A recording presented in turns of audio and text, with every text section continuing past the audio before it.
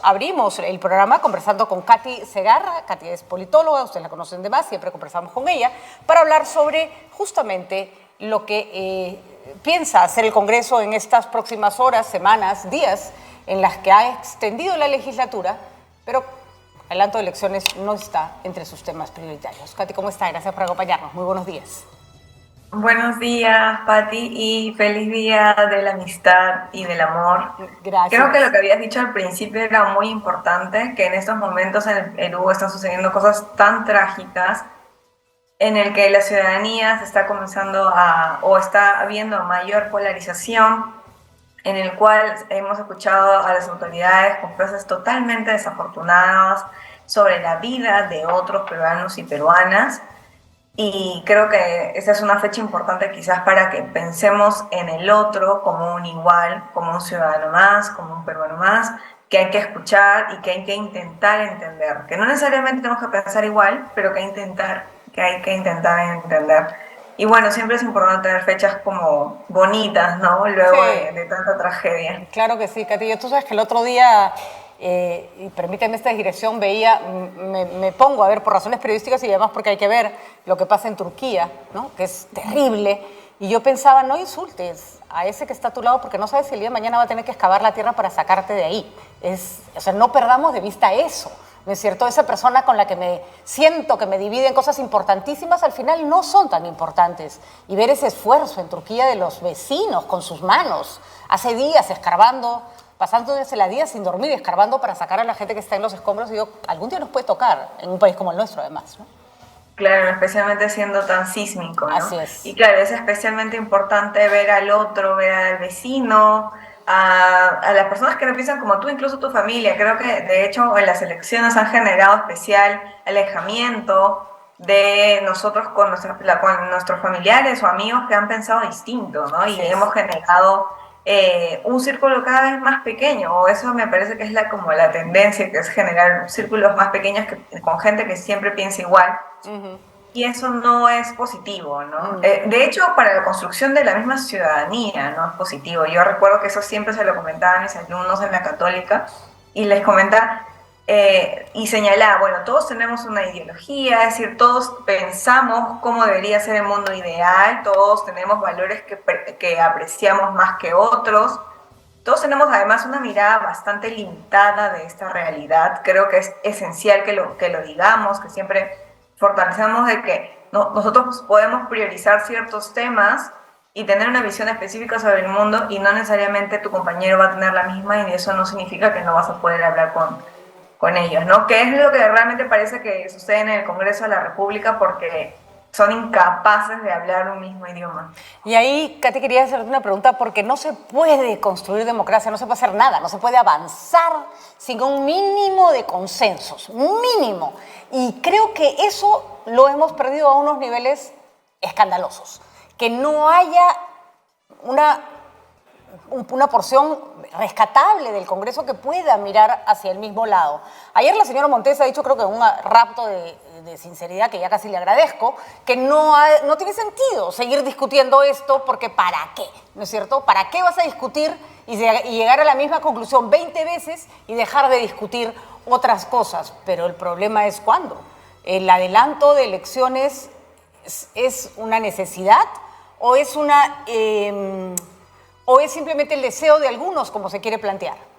No, o sea, si es que si vemos las encuestas que tienen además estadísticamente, son representativas estadísticamente, vemos que la mayoría de ciudadanos busca el adelanto de elecciones, ¿no? Y hay que tener en cuenta de que si bien estos parlamentarios han sido elegidos por 5 años, así como la plancha presidencial, creo que estamos en un momento de convulsión bastante grande en que buscamos de alguna manera disminuir estas movilizaciones y esta molestia generalizada de la ciudadanía. Si adelantamos elecciones, ¿esa será la solución de la crisis política? Claramente no. Si adelantamos elecciones, ¿vamos a tener mágicamente a políticos representativos? No, la verdad es que no. Pero sí es importante que escuchemos a la calle, no solamente a quienes han marchado, que me parece que son alrededor del 10% según una encuesta, si no me equivoco, de Datum, de las personas que han marchado, que es Un montón, bastante es un montón. en estos últimos meses, pero también vemos que hay un consenso mayoritario ciudadano que busca que haya un cambio en el poder, ¿no? En el que no se sienten representados ni por los legisladores ni por la actual presidenta. Y es muy preocupante que los propios congresistas no se den cuenta de eso y solamente miren su ombligo y además buscan mantener sus especial y grandes ganancias que han estado teniendo a partir de su inicio en la vida pública en el Parlamento. Sí, que claramente el vínculo de representación se perdió hace muchísimo tiempo y no hay además no hay ninguna voluntad de reconstruirlo. Y yo me temo que sobre la base de ese principio no sé cómo vamos a volver a tener elecciones, porque eso no solo creo que afecta a este Congreso y a este Ejecutivo, sino a la clase política en general, Katy. Sí, de hecho, hace poco estuvimos hablando con otros politólogos y politólogas sobre esto y nos poníamos a pensar que cómo comenzamos a reconstruir el significado de la representación, ¿no? Teniendo en cuenta además de que es necesario o que existen en estos momentos mayores canales de oportunidad de escucha de la ciudadanía. Es decir, si sacas la mirada de Perú únicamente, puedes encontrar que alrededor del mundo cada vez hay más mecanismos de escucha ciudadana y que hay un esfuerzo real de diversos gobiernos porque la voz de la ciudadanía se vea presente en las decisiones, ¿no? Es decir, desde proyectos de ley que son construidos de forma conjunta, no sé, pues actividades de democracia más participativa. En realidad lo que tenemos en el Perú es, o sea, un mantenimiento de las mismas maneras de gobernar y cada vez estas se degradan, ¿no? En el punto en el que no se busca escuchar a la ciudadanía. Entonces, ¿cómo mejoramos esto? Bueno, no hay una receta mágica, lamentablemente. Por un lado está el fortalecimiento de los partidos políticos, pero como señalaba Mauricio Zabaleta hace algunas semanas en una columna de comercio, necesitamos políticos que vean a largo plazo, políticos que se sientan comprometidos y que entren a la carrera, que se profesionalicen. Para ello necesitamos cambios, por ejemplo, con la oportunidad de reelegirse. Yo sé que es altamente impopular, pero necesitamos políticos profesionales. Aquellos que no solamente entran al Congreso y se sientan totalmente aventureros y saben de que después que termine su mandato, pues nunca más van a volver a entrar, entonces no tienen ningún tipo de responsabilidad. Y en general lo que se necesita son reformas largas, complicadas, en el que vamos a tener fallos y errores. Pero ¿quiénes van a llegar a estas fórmulas? Pues está bastante complicado, ¿no? Porque son los mismos políticos neófitos. Muy, muy difícil. Y además, sobre todo, que a mí me preocupa menos la falta de experiencia que la falta de ganas, Katy, ¿no es cierto? Que la falta de compromiso, que la falta de mínima decencia sobre el trabajo que están realizando. Ahora, se va a discutir la acusación constitucional contra Pedro Castillo, acusación que está ahí desde que Pedro Castillo era presidente de la República. Había toda una interpretación jurídica sobre si se podía o no se podía y seguir adelante con esta acusación constitucional. Claramente ya no estamos en ese lugar, ¿no es cierto? Pedro Castillo ya no es presidente de la República y por lo tanto este pedido tiene que seguir su curso. Y hay que decirlo, además está sustentado sobre la base de indicios serios de corrupción, es decir, parece venganza política, pero no lo es. Eso está ahí en la mesa del Congreso desde antes de que ocurriera todo este laberinto. Consecuencias que se tiene que hacer, pero las consecuencias políticas que puede traer esta discusión en un momento como este. A ver, hay que tener en cuenta que si bien las movilizaciones empezaron a partir de la caída de Pedro Castillo por su intento fallido de un autogolpe, hay que tener en cuenta de que las movilizaciones no se sostienen únicamente por eso, ¿no? De hecho, si bien hay un grupo que aún apoya a Pedro Castillo, no es en su mayoría. Y creo que en esos momentos Pedro Castillo ya es un político que no solamente está altamente debilitado, sino también cada vez está más solo. Entonces, el avance en esta acusación constitucional no creo que signifique necesariamente una mayor convulsión social, porque yo creo que lo que le moviliza a la ciudadanía son otras razones en mayor envergadura, ¿no? No solamente es el adelanto de elecciones, sino también mucha de la ciudadanía que marcha es cómo es que el Estado ha respondido ante estas marchas, que es con sangre, que es con muerte. Es curioso cómo se ha ampliado, ¿no es cierto?, el grupo que marcha por consecuencias de las propias marchas, ¿no? O sea, es decir, se ha ampliado por diversas razones, ¿no? Dentro de ellas se encuentra por cómo ha respondido el Estado. Porque ves a tu costado de que matan a tu vecino o a un joven que tú conoces de manera totalmente pues criminal, y eso te genera indignación, pero también hay que tener en cuenta que estas marchas vienen o sea, las movilizan diversas razones, tanto como no, pues, un poco el apoyo de Pedro Castillo, pero también la injusticia que se ha generado dentro de las marchas. También hay que reconocer que hay grupos que tienen agendas particulares vinculados a negocios ilegales, también hay parte que se moviliza. Creo que uno de los mayores errores que puede tener este gobierno y cualquier otro de los analistas es homogeneizar las marchas, teniendo en cuenta que esas son altamente heterogéneas y se movilizan por diversas razones. Pero creo que, claro, parte de lo que es homogéneo dentro de esta heterogeneidad es la búsqueda del adelanto de elecciones. Así es. Ya recordemos que la homogenización en nuestro país nos ha costado muy caro, muchas vidas, y siempre la vida es del mismo sector de la población, además, ¿no? Que veamos cuánta gente murió en la lucha contra el terrorismo, que no tenía que ver nada con el terrorismo, bueno, no eran pues precisamente las personas que vivían en determinados lugares con determinadas condiciones, ¿no? Siempre se generaliza hacia el mismo lado de la población, que es el más desfavorecido y el que finalmente termina siendo algo así como el daño colateral de siempre en el Perú, y eso tenemos que erradicarlo de una vez por todas. Es verdad que Pedro Castillo ya no es el tema de la marcha, y creo que incluso eso se nota en el discurso de la izquierda, de gente como Bellido, ¿no? Que al comienzo trató de defender a Castillo cuando se dio cuenta que era como cargar con un muerto, no le rendía ningún rédito político, ya salió a decir yo no dije lo que dije y sí dije lo que dije, y ya nadie habla de él en el Congreso de la República. Eso quiere decir que entonces esta discusión no va a ser usada como por la izquierda como un arma para seguir oponiéndose cosas, para seguir manteniendo un distanciamiento. ¿Puede ser un argumento simplemente o crees que ni caso le van a hacer al asunto?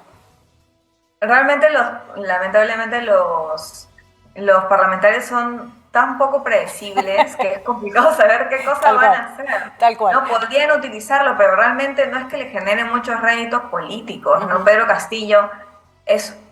O sea, a ver, nunca voy a decir que en la política la gente deja de ser relevante, porque pensemos en Alan García y nadie creyó, creo que después de su primer gobierno, que iba a poder volver a ser presidente del Perú. Así es. O a otros políticos que pensamos que ya no iban a estar dentro de la esfera pública y luego vuelven. Pero en estos momentos Pedro Castillo no tiene ni personas que lo apoyen, ¿no? Es decir, ni políticos, no tiene capital propio, no tiene una red tampoco que lo apoye. Ha cambiado muchísimas veces de abogado. Entonces realmente está en una situación bastante precaria.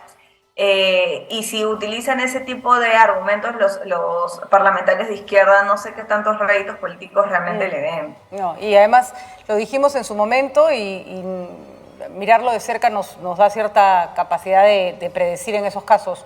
Lo dijimos, Katy, cuando Pedro Castillo y Aníbal Torres se paseaban con esta prepotencia, y el ministro de Salas con esta prepotencia. Yo decía, cuenten hasta 3, porque el día que se les acabe el poder nadie se va a acordar de ustedes, ni va a saber cómo se llaman, ni los va a voltear a mirar. Mira, a PPK lo abandonaron, ¿no? A PPK, que tenía, digamos, un círculo más constante, al haber tenido una carrera política más larga, empresarial más larga, o sea, al final se quedó solo, ¿no? Es muy fuerte lo que sucede con PPK, ¿no? Parece que, a ver, ingresar a la política es altamente costoso, ¿no? Y no quiero defender a PPK ni a Castillo, pero me parece que dan unos mensajes muy fuertes de soledad, de abandono por completo, ¿no? Especialmente cuando llegas al puesto más, supuestamente, de mayor poder en el Perú. Pensemos cómo han terminado todos nuestros expresidentes, en la cárcel o en una situación bastante precaria. O huyendo de la justicia. Y solos. Salvo, y es curioso, porque ahí hasta para eso sirve un partido político, Cuando Alan García sale disparado del Perú después de su primer gobierno, el que lo sostiene siempre es el APRA. Siempre. No lo abandonan, pelean por él, lo defienden hasta las 1500. Sí, pues es que de eso se trata hacer política, tener un grupo que no es que te blinde, sino que tú formas parte de algo. Pero en este caso no, el poder se ejerce de una manera absolutamente solitaria. ¿Veremos alguna reforma importante en el Congreso? ¿Te parece que cada día está más lejos el adelanto de elecciones? Me parece que sí. A ver, si es que no remueve a los parlamentarios la muerte de más de 60 personas alrededor de las movilizaciones, entonces, ¿qué rayos los puede mover? O sea, es decir, ya estamos en una situación tan complicada, una crisis tan sangrienta, en la cual en cualquier otra democracia esto hubiera significado pues el cambio absoluto de gobierno, y qué decir de las autoridades, ¿no? Es decir, el ministro del Interior, la misma presidenta, el premier, o sea, es decir, hay un irrespeto a la vida. Y bueno, si es que si a los parlamentarios no les remueve eso, entonces ¿qué más le puede remover? ¿La caída de la economía? O sea, yo creo que ya ni eso, porque después de la pandemia también nos hemos acostumbrado a vivir con lo que sea. Y sí me gustaría que me acompañes en esta reflexión. El drama con esto, Katy, es que es como la violencia intrafamiliar. Cada vez te vas acostumbrando a un poco más, ¿no? Un día te pegan y te parece terrible, otro día te meten un puñete en la cara y te parece terrible, pero al día siguiente te jalan de las mechas y va escalando, y tu mínimo se va volviendo cada vez más patético. Siento que eso está pasando, ¿no? Que nos estamos acostumbrando cada vez más a cosas que antes eran intolerables, ¿no? Por ejemplo, pensemos en el 2016, en el hecho de, a partir de 2016, en el hecho de que, por ejemplo, Pablo Kuczynski renuncia, y esto ha sido una remoción por completo de la ciudadanía. Y luego, claro, hemos visto tantos presidentes irse, hemos pensado, hay que sacar a un presidente antes de acabar el año, o que normalicemos, por ejemplo, incluso el cierre del Parlamento. Estamos en una cuestión de degradación de la democracia, a tal punto que la democracia va a dejar de ser un sistema utilitario para la ciudadanía, es decir, valioso para la ciudadanía. Podemos ver en el Latinobarómetro cómo cada vez el sistema democrático es menos valorado por las y los peruanos en términos comparados, y esto va a generar al final de que la ciudadanía pues elija a una persona altamente autócrata que termine, por ejemplo, con el Estado de Derecho, y que eso podría ser incluso avalado porque se puede ser especialmente más útil o más eficiente, porque el sistema ya no te genera el apoyo que tú querrías, ¿no? O servicios y bienes estatales que tú querrías. Entonces, estamos en una cuestión muy peligrosa para el sistema democrático. Ya eso se va diciendo, ya me acuerdo, hace años, y cada vez se acerca más y más, al punto de que ya, de hecho, yo entiendo por completo que los peruanos puedan estar totalmente hartos del Congreso, del Ejecutivo, y cada vez tienen que estar trabajando a costas del Estado, a pesar de la economía, y buscar sobrevivir. Y bueno, entonces para ello, ¿para qué sirve entonces el Estado? ¿Para qué sirven los funcionarios públicos? ¿Para qué funcionan entonces las elecciones? Va perdiendo sentido, ¿no? Va perdiendo sentido. Muchísimas gracias, Katy. Bueno, no son días felices ni fáciles, pero vamos a ver, y vamos a ver cómo se desarrolla esta acusación constitucional en el Congreso de la República, que es lo más importante que tienen en agenda por el momento. Que tengas un buen día y celebra y disfruta tu Día de la Amistad y la Paz. Gracias, igual. Nos despedimos de Katy Segarra, politóloga, con esta mirada fresca que nos gusta tanto, que siempre nos ayuda.